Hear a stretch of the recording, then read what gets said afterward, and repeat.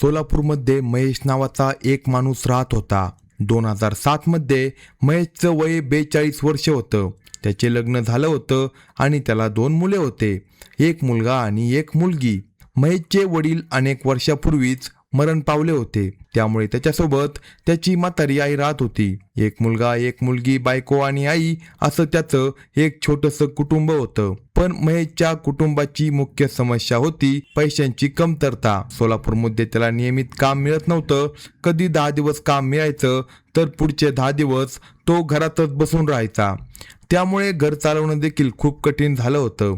2 मुलांच्या शिक्षणाचा खर्च, रोजचं जेवण, कपडे आणि घरातील इतर गरजा भागवण्यासाठी सुद्धा पुरेसे पैसे त्यांच्याकडे नव्हते. पण या सगळ्यापेक्षा महेशच्या आयुष्यातील सर्वात मोठी समस्या होती दारू. तुम्ही नीट पाहिलं तर आपल्या समाजात ही खूप मोठी समस्या आहे. एखादा माणूस दिवसाला 500 रुपये कमवत असेल तर त्यातील अर्धे पैसे दारूमध्ये खर्च करून तो घरी येतो. महेश सुद्धा अगदी तसा होता. दिवसभर काम करून 500 रुपये मिळाले तर त्यातील 250 रुपये दारूमध्ये घालून तो घरी यायचा.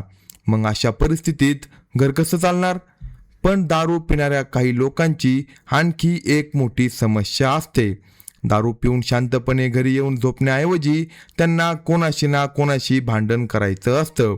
आणि सर्वात दुर्दैवाची गोष्ट म्हणजे हे भांडण बाहेरच्या लोकांशी नाही तर स्वतःच्या घरच्यांसोबत होत असतं. बायको, मुलं आणि म्हातारी आई यांच्यावरच ते आपला राग काढतात. महेश सुद्धा दारू पिल्यानंतर आपल्या बायकोसोबत भांडायचा, तिच्यासोबत अपशब्द बोलायचा, आपल्या 2 मुलांसोबत देखील भांडायचा. इतकंच नाही तर सुमारे 60 वर्षाच्या आपल्या म्हाताऱ्या आईला मारहाण देखील करायचा. एकेकाळी महेश खूप चांगलं काम करायचा, पैसे कमवायचा आणि आनंदाने आपल्या कुटुंबाची काळजी घ्यायचा. पण हळूहळू दारूच्या व्यसनामुळे त्याचं संपूर्ण आयुष्य बदलून गेलं. दारू आली की माणसाची विचार करण्याची क्षमता कमी होते. कमवलेले पैसे दारूमध्ये जातात. त्यानंतर बायकोला मारहाण, मुलांना मारहाण आणि घरात सतत भांडणं सुरू होतात. अनेक कुटुंबामध्ये आपण हे पाहत असतो. काही महिला नवरा कितीही मारहाण करत असला तरी सगळं सहन करत राहतात. त्यांना वाटतं आपण त्याच्याशी लग्न केलं आहे, आता आयुष्यभर त्याच्यासोबतच राहायचंय. त्यामुळे त्या नवऱ्याने केलेली मारहाण, मानसिक त्रास आणि अत्याचार सहन त्या करत असतात. पण महेशची बायको मात्र वेगळ्या स्वभावाची होती. ती स्पष्टपणे म्हणायची, माझ्याकडे पैसा नाही, नोकरी नाही, सुविधा नाही, पण म्हणून तू मला देत असलेला त्रास मी कदापि देखील सहन करणार नाही. महेश दारू प्यायचा आणि घरी येऊन तिला मारायचा, अपशब्द बोलायचा. आणि त्याहूनही गंभीर गोष्ट म्हणजे घरात मोठी होत असलेल्या आपल्या मुलीकडे तो चुकीच्या नजरेने पाहायचा आणि तिच्यासोबत सुद्धा अयोग्य भाषेत बोलायचा. हे पाहून त्याच्या बायकोचा संताप वाढत गेला. तिला सर्वात मोठी भीती आपल्या मुलीची वाटत होती. तिला जाणवलं होतं, मी या माणसासोबत राहिलं तर माझ्या मुलीचं आयुष्य सुरक्षित राहणार नाही. शेवटी एका टप्प्यावर तिने निर्णय घेतला. ती महेशला म्हणाली, आता मला तुझ्यासोबत कोणताही संबंध ठेवायचा नाही. आणि ती आपल्या आईच्या घरी निघून गेली. सोबत तिने आपल्या मुलीला देखील नेलं. पण त्यांचा 15 वर्षाचा मुलगा मात्र वडिलांसोबतच राहिला. तो आपल्या आईला म्हणाला, आई, मी तुझ्यासोबत येणार नाही.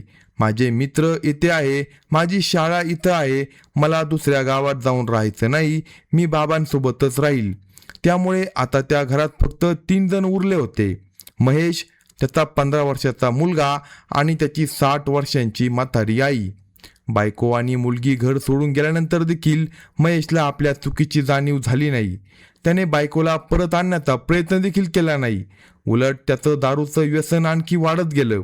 तो पुन्हा दारू प्यायचा, घरी यायचा आणि मुलासोबत भांडायचा, मुलाला मारायचा आणि आपल्या म्हाताऱ्या आईला सुद्धा मारहाण करायचा.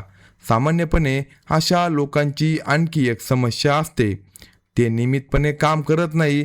काम मिळालं तरी कमवलेले पैसे दारूमध्ये खर्च होतात. मग घरासाठी पैसे उरत नाही. महेशच्या आईला घर चालवण्यासाठी त्याच्याकडून पैसे मिळाले तरच ती स्वयंपाक करू शकायची. घरात 15 वर्षाचा मुलगा होता, त्याला जेवण द्यायचं होतं, शाळेची पुस्तकं घ्यायची होती. पण महेश कमवलेले पैसे पूर्णपणे दारूमध्ये उडवत होता.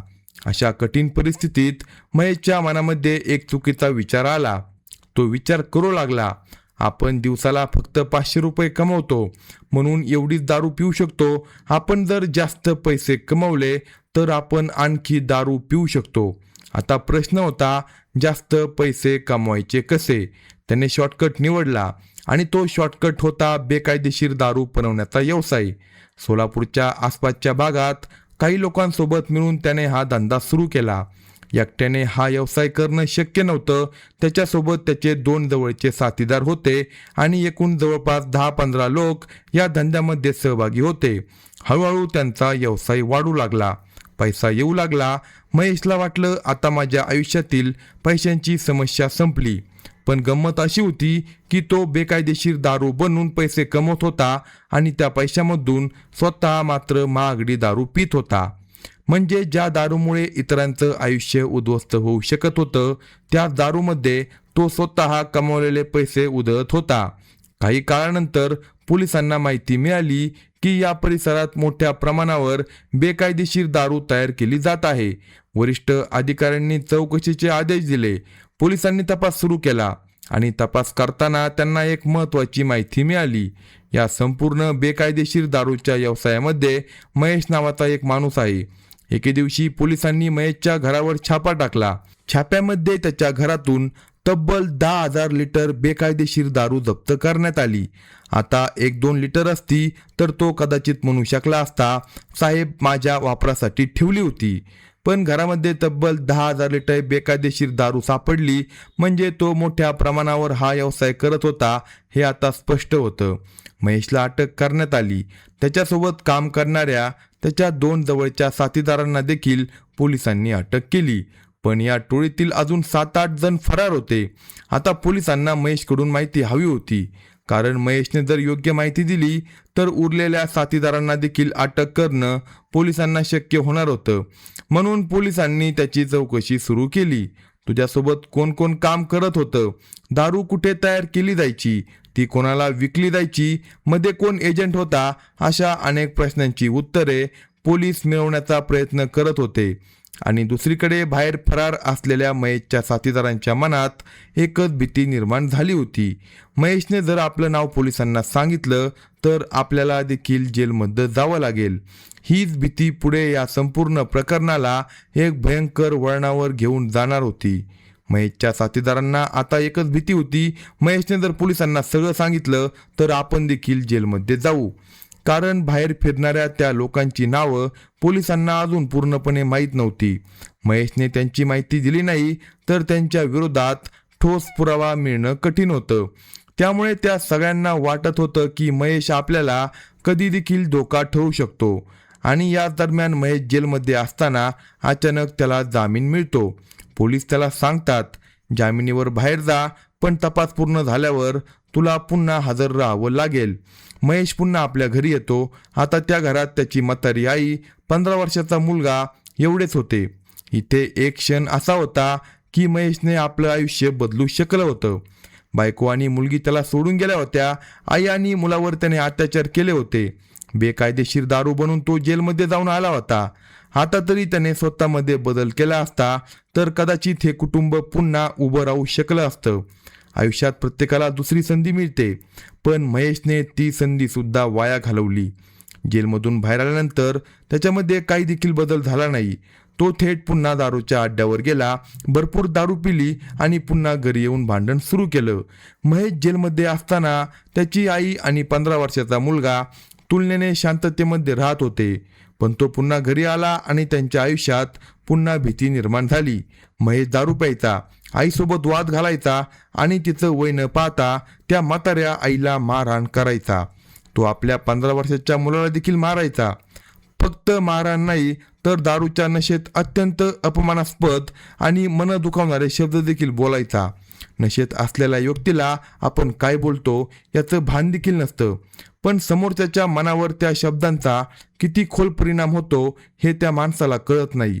अशाच वातावरणात दिवस जात होते आणि मग आली 22 नोव्हेंबर 2007ची संध्याकाळ. त्या दिवशी महेश पुन्हा पूर्ण नशेत घरी आला आणि त्याच्या आईचा मोठा त्याच्यासोबत वाद झाला. महेशने आपल्या म्हाताऱ्या आईला बेदम मारहाण केली. शेवटी त्याची आई संतापून म्हणाली, तू माझा मुलगा आहे म्हणून आजपर्यंत सगळं सहन केलं, पण आता मी तुझ्यासोबत 1 मिनिटसुद्धा राहणार नाही. तुझी बायको आणि मुलगी तुला सोडून गेली याचं मला अजिबात देखील आश्चर्य वाटत नाही. एक दिवस तू पूर्णपणे एकटा पडशील, असं म्हणत ती म्हातारी आई त्या घरातून बाहेर पडली. पण 60 वर्षाची म्हातारी महिला रात्री कुठे जाणार, म्हणून ती शेजारच्यांच्या घरी जाऊन त्या रात्री शेजारच्यांच्या घरी राहिली. दुसरीकडे महेशचा 15 वर्षाचा मुलगा घाबरला. त्याला वाटलं वडील आता मला एकटं सापडलं तर पुन्हा मारतील, म्हणून तो आपल्या मित्राच्या घरी गेला. आता त्या रात्री महेश त्या घरामध्ये एकटाच होता, पूर्ण नशेमध्ये. 22 नोव्हेंबरची रात्र अशा प्रकारे संपली. दुसऱ्या दिवशी सकाळी महेशची आई परत घरी आली. तिला वाटलं आता त्याची नशा उतरली असेल, कालचं भांडण विसरलं असेल. ती घराचा दरवाजा उघडायला गेली, पण दरवाजा आधीच उघडा होता. तिला आश्चर्य वाटलं, हा सकाळी कुठे गेला, की दारूच्या नशेत दरवाजा सुद्धा बंद न करता झोपला असेल. असा विचार करता त्याची आई घरात शिरली आणि पुढच्या क्षणी तिच्या पायाखालची जमीनच सरकली. घराच्या बेडरूममध्ये एक खाट होती. त्या खाटेवर 42 वर्षाचा महेश मृत अवस्थेत पडला होता. त्याच्या शरीरावर अनेक ठिकाणी गंभीर जखमा होत्या.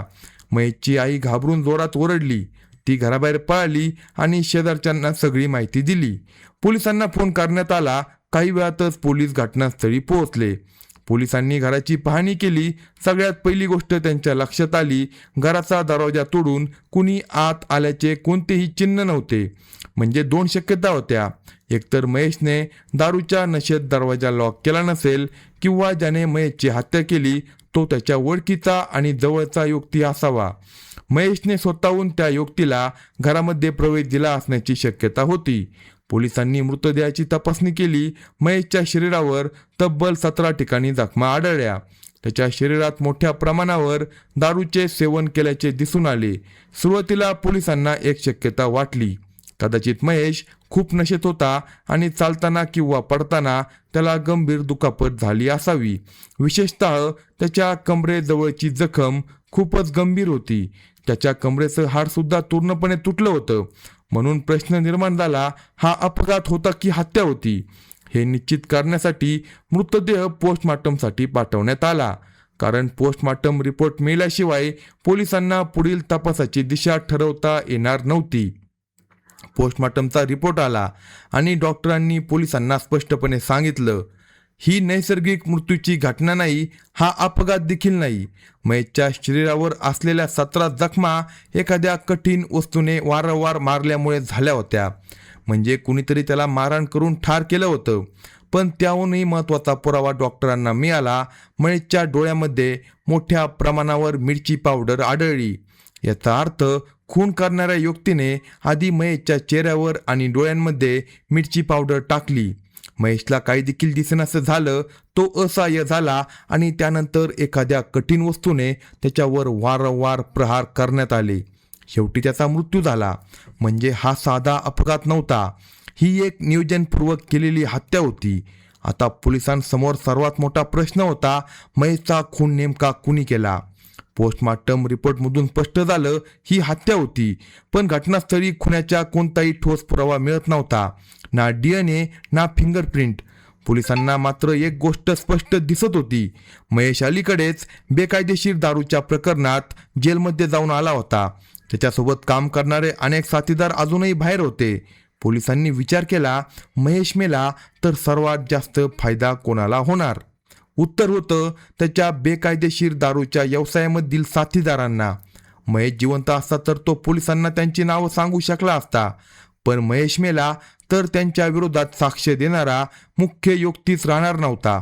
म्हणून पोलिसांनी संशयितांची एक मोठी यादी तयार केली. एकूण 44 जण संशयित त्यांच्या यादीत आले.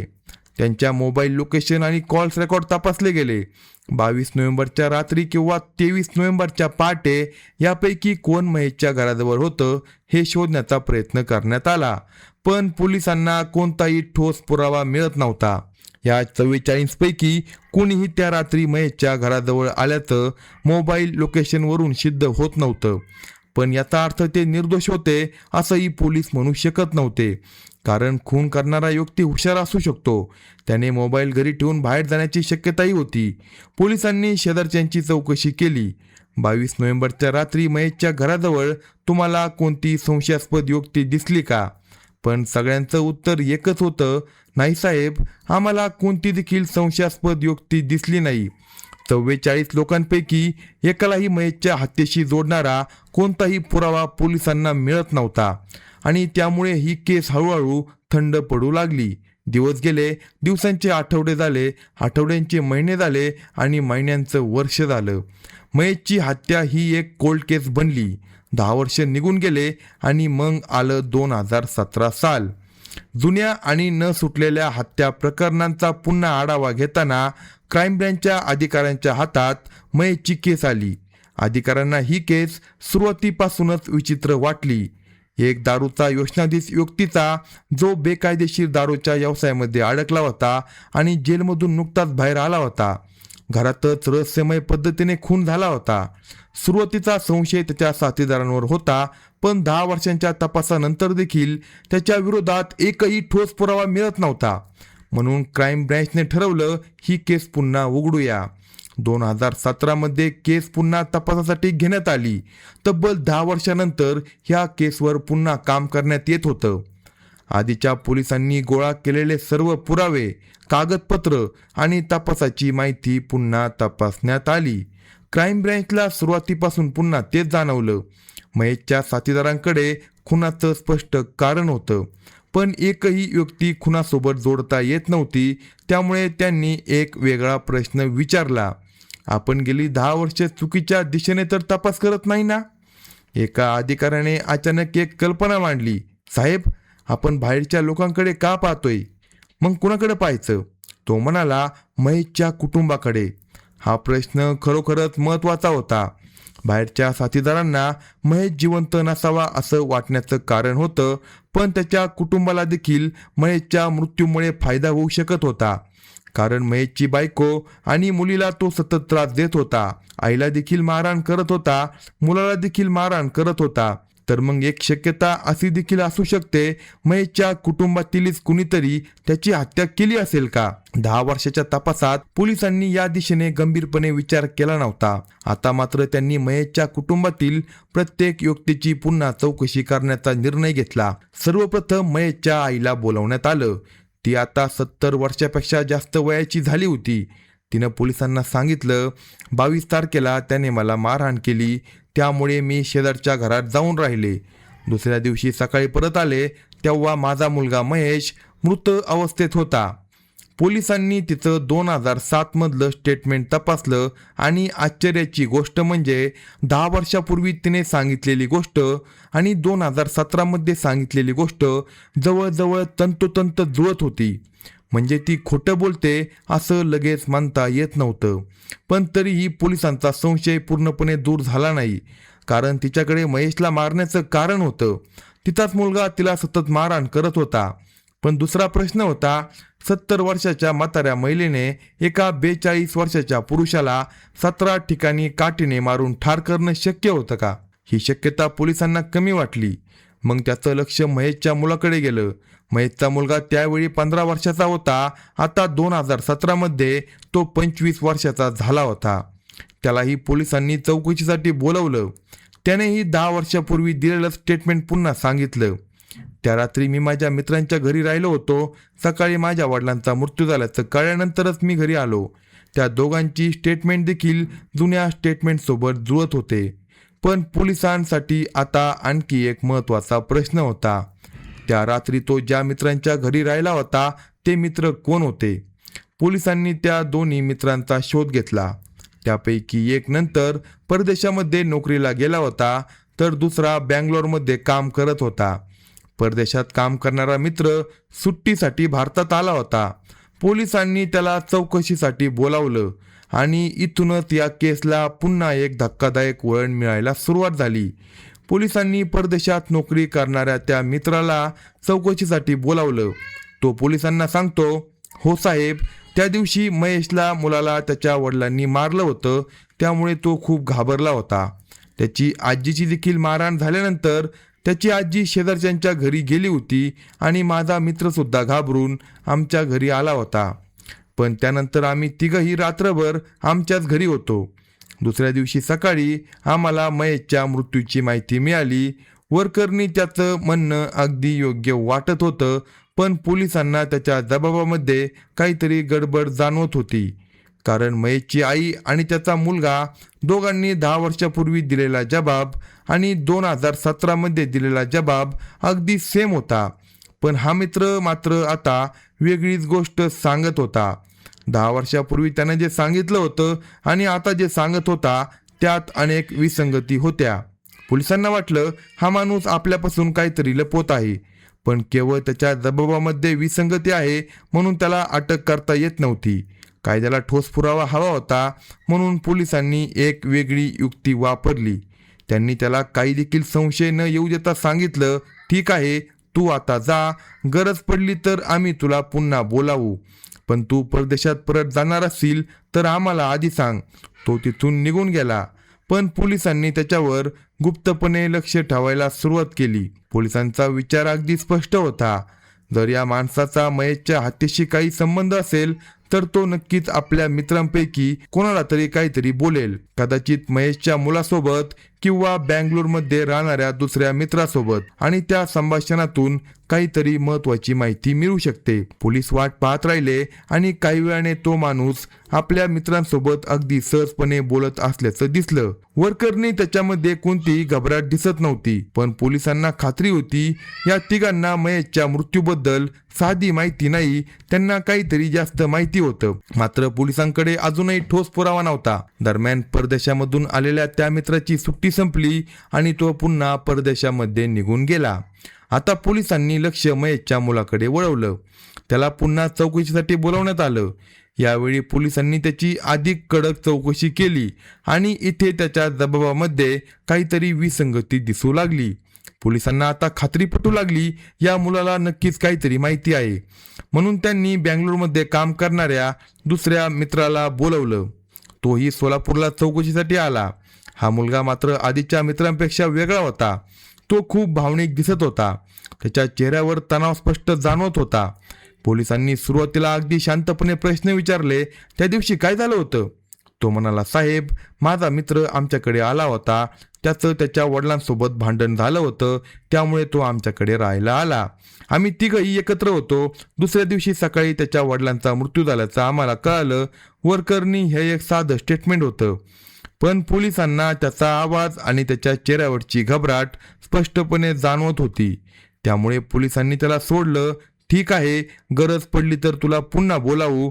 तो बँगलोरला परत गेला. पण यावेळी पोलीस त्याच्यावर बारीक लक्ष ठेवून होते. आता पोलिसांच्या लक्षात आलं की बँगलोरला पोहोचताच त्याने सर्वात आधी महेशच्या मुलाला फोन केला. त्यानंतर त्याने परदेशात असलेल्या दुसऱ्या मित्राला फोन केला. तो म्हणाला, मित्रा, मला खूप भीती वाटते. समोरून उत्तर आलं, घाबरू नको, काही होणार नाही, आपण सगळं सांभाळून घेऊ. आता पोलिसांसाठी ही गोष्ट खूप महत्त्वाची होती, कारण जर या तिघांचा महेशच्या हत्येशी काही संबंध नव्हता तर अचानक पोलिसांच्या चौकशीनंतर त्यांना एवढी भीती का वाटत होती? आता पोलिसांचा संशय आणखी मजबूत झाला.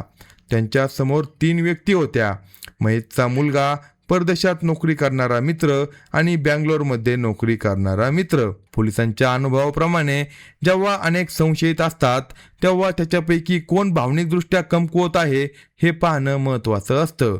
आणि या तिघांपैकी बँगलोरमधला मित्र सर्वात जास्त घाबरलेला दिसत होता. म्हणून पोलिसांनी त्याला पुन्हा चौकशीसाठी बोलवलं. यावेळी मात्र पोलिसांची पद्धत पूर्णपणे बदलली. त्यांनी थेट त्याच्यावर दबाव टाकला. बघा, आम्हाला आधीपासूनच माहिती आहे महेशची हत्या तुम्हीच केली आहे आणि तुमचा जो मित्र परदेशात आहे त्याने सुद्धा आम्हाला सगळं सांगितलंय. त्याने सुरुवातीपासून शेवटपर्यंत सगळं कबूल केलंय. आता तुझ्याकडे लपवण्यासारखं काही नाही. हे ऐकताच त्या बँगलोरच्या मित्राचा चेहऱ्यावरचा रंग उडाला. तो घाबरून म्हणाला, काय साहेब, त्यानं सगळं सांगितलं? पोलीस म्हणाले, हो, सुरुवातीपासून शेवटपर्यंत एक ना एक गोष्ट आम्हाला सांगितली आणि इथूनच या 10 वर्षापासून बंद असलेल्या केसचं खरं रहस्य बाहेर यायला सुरुवात झाली. बँगलोरमधल्या त्या मुलाला पोलिसांनी सांगितलं, तुझा मित्र सगळं कबूल करून बसलाय, आता तू तुझी बाजू सांग. खरं सांगशील तर न्यायालयात तुला मदत होऊ शकते. हे ऐकताच तो पूर्णपणे हादरला. काही क्षण शांत राहिल्यानंतर तो म्हणाला, साहेब, मी सगळं खरं सांगतो. आणि इथून पुढे 10 वर्षापासून लपलेलं रहस्य बाहेर यायला सुरुवात झाली. तो सांगू लागला, 22 नोव्हेंबरच्या संध्याकाळी महेशचा मुलगा आमच्या घरी खूप घाबरलेल्या अवस्थेत आला होता. तो रडत रडत म्हणाला, आज बाबांनी पुन्हा माझ्या आजीला खूप मारलं, मला पण मारलं. मी आता त्या घरात राहिलो तर माझा जीव धोक्यात येईल, म्हणून आम्ही त्याला आमच्या घरी राहायला सांगितलं. रात्री तिघे मित्र बोलत बसले. महेशचा मुलगा आपल्या वडिलांच्या अत्याचाराच्या गोष्टी सांगत होता. तो सांगत होता, माझे वडील रोज दारू पिऊन येतात, आईला मारायचे, बहिणीला त्रास द्यायचे, आजीला देखील मारायचे आणि मला सुद्धा रोज मारायचे. हे ऐकून दोन्ही मित्र हादरले. त्यापैकी एक म्हणाला, अरे असं रोज रोज होत असेल तर आपण त्याला जाऊन विचारूया.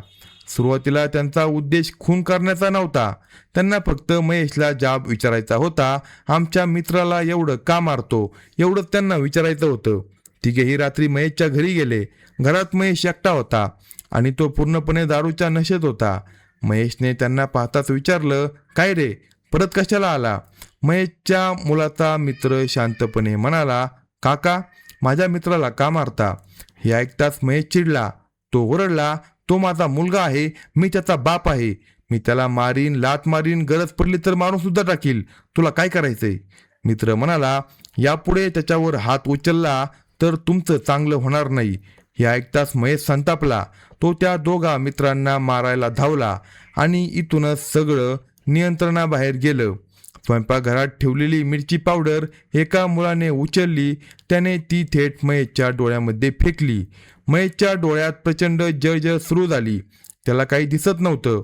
तो डगमगू लागला, पण तो अजूनही नशेमध्ये होता. या क्षणी रागाच्या भरात एका मित्राने घरात पडलेली लाकडी काठी उचलली आणि महेशवर जोराजोरात मारायला सुरुवात केली. दुसरा मित्र देखील त्याच्यामध्ये सामील झाला. शेवटी महेशचा स्वतःचा मुलगा देखील त्या दोघांना सामील झाला. तिघांनी मिळून महेशला बेदम मारहाण केली. काही वेळात महेश खाली कोसळला. तो बेशुद्ध पडला. मुलांना वाटलं तो फक्त बेशुद्ध झालाय, सकाळी उठेल, त्याला आज चांगला धडा मिळालाय असं समजून ते तिघे तिथून निघून गेले. पण दुसऱ्या दिवशी सकाळी बातमी आली, महेश मरण पावला. हे ऐकताच तिघांच्या पायाखालची जमीन सरकली. त्यांना समजलं आपल्याकडून खून झालाय. घाबरलेल्या अवस्थेत तिघांनी एक प्लॅन आखला. ते ठरले, पोलिसांना विचारलं तर आपण एवढं सांगायचं, महेशचा मुलगा संध्याकाळी आमच्या घरी आला, तो रात्रभर आमच्या घरी होता, आम्ही महेशच्या घरी गेलो नाही आणि 10 वर्ष हे तिघे देखील अगदी हाच खोटा जबाब देत राहिले. पण 2017 मध्ये क्राईम ब्रँचने तपासाची दिशा बदलली आणि अखेर बँगलोरच्या मित्राने सगळं कबूल केलं. त्यानंतर पोलिसांनी महेशचा मुलगा, बँगलोरचा मित्र आणि परदेशातला मित्र या तिघांनाही अटक केली. पण या प्रकरणात एक मोठा कायदेशीर प्रश्न निर्माण झाला. खून झाला तेव्हा तिघांचं वय फक्त 15 वर्षे होतं, पण अटक झाली तेव्हा ते 25 वर्षांचे प्रौढ झाले होते. मग त्यांच्यावर कोणत्या कायद्यानुसार कारवाई करायची? त्यांना बालसुधारगृहात ठेवायचं की प्रौढ कायद्यांप्रमाणे जेलमध्ये? सुरुवातीला त्यांना बालसुधारगृहात ठेवण्याचा विचार झाला, पण न्यायालयाने हस्तक्षेप केला. कारण आता ते प्रौढ झाले होते, म्हणून त्यांना सामान्य कारागृहात ठेवण्याचे आदेश देण्यात आले. मात्र खटला चालवताना न्यायालयाने एक महत्त्वाचा सिद्धांत लागू केला. गुन्हा करताना आरोपीचं वय किती होतं हेच महत्त्वाचं असतं, म्हणून त्यांच्यावर अल्पवयीन म्हणून खटला चालवण्यात आला. या प्रकरणाचा अंतिम निकालाची अधिकृत प्रत सार्वजनिक ठिकाणी उपलब्ध नसल्याचं सांगितलं जातं. मात्र कायद्यानुसार माहितीनुसार त्यांना अल्पवयीन कायद्याच्या चौकटीत शिक्षा किंवा सुधारात्मक कारवाई झाली असण्याची शक्यता मानली जाते. आणि अशा प्रकारे 10 वर्ष अनुत्तरित राहिलेल्या सोलापूरचं हे रहस्यमय हत्याकांड अखेर उघडकीस आलं. अशाच नवनवीन स्टोरी ऐकण्यासाठी कलम 302 या मराठी चॅनलला लगेच सबस्क्राईब करा आणि आपल्या प्रतिक्रिया कमेंट बॉक्समध्ये कळवा.